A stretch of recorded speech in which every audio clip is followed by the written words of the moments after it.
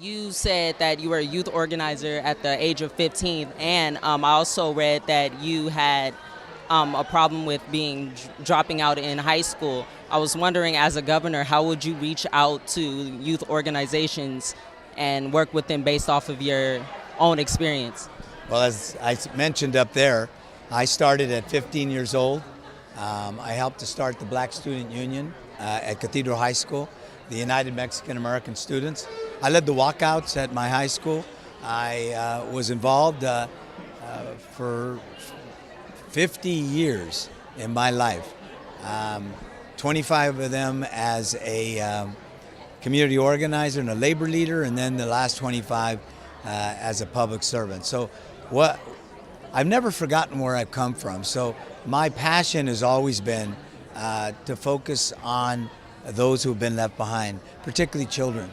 Children in poverty, children without health care, children who are homeless. So as governor, I'm going to make that my priority, because what I've said is this state's got to grow together. We can't leave so many people behind. We can't be in a state with so much poverty, and particularly children poverty.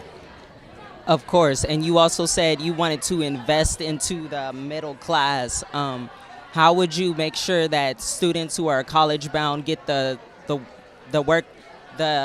get what they need to be able to enter the workforce and get their careers? I think the way to invest in a middle class, think about it.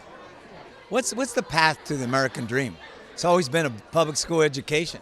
That's why I've made education, particularly in communities of color and communities of high poverty, in communities where schools were failing kids for generations, Watts, South LA, the East Side, Pacoima. That's why I made them my priority.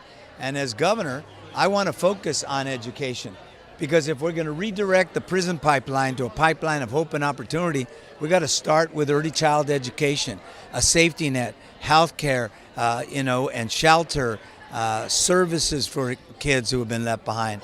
And as I mentioned in the debate, I have a track record doing that. Everybody can talk, and some people talk better than others. But the best way to see where someone's going to go, what they're going to do in the future, is to see what they've done. And I have a track record of fighting poverty, of fighting for the notion that we got to grow together, of trying to educate particularly kids in communities that are impacted and of highest need. And as governor, I mentioned a formula called the Local Control Funding Formula. It's a funding formula that says the kids of highest need are poor kids, English language learners, and foster kids. And currently, the school district, this school district, but others as well, got that money, and they spread it to every school, including schools that don't have kids of, high number of kids of English language learners or foster kids or poor kids. So I want to make sure it follows the child. I want to make health care a right and make sure that every child, right now 97% of kids have health care, but I want to make sure that they have vision care and mental health care and